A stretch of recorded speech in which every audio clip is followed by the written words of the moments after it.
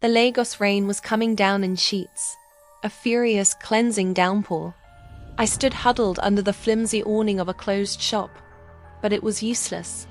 I was soaked to the bone, shivering, my thin dress clinging to me like a second skin.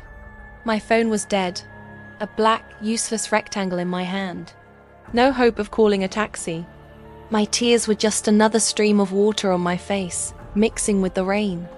I just had another fight with my fiancé, David. His words echoed in my head, sharp and cruel. "You're too much, Ada. Always dreaming these impossible dreams." Maybe he was right. Maybe I was just a fool. That's when I saw him. He emerged from the blur of rain and headlights, tall and quiet, holding a large black umbrella. He didn't say anything at first.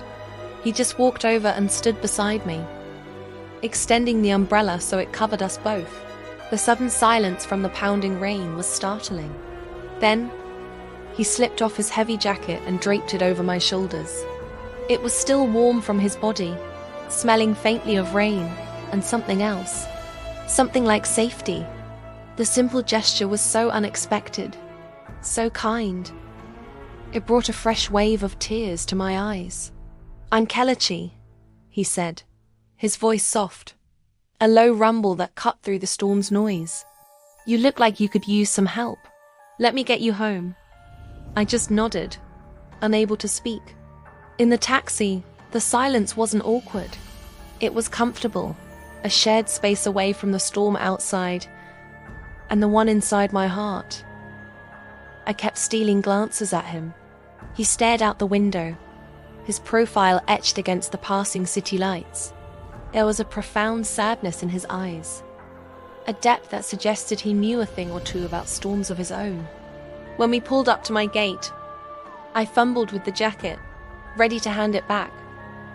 "Keep it," he said, not looking at me. "It looks better on you."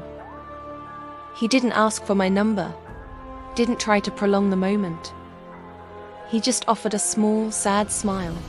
"I think some people are only meant to cross paths once, to offer a little shelter from the rain," he whispered, his words almost lost to the wind. He turned to walk away, a silhouette against the fading storm.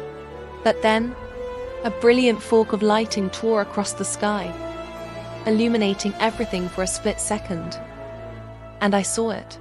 As his hand moved, his sleeve shifted, revealing a jagged white scar across his wrist. In that same flash, his phone screen lit up with a notification, and for a heartbeat, I saw the lock screen photo. It was a woman with my face, my eyes, my smile. My blood ran cold. The world seemed to tilt on its axis. He wasn't just a kind stranger.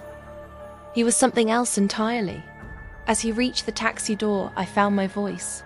A trembling whisper carried on the wind. Who are you really?"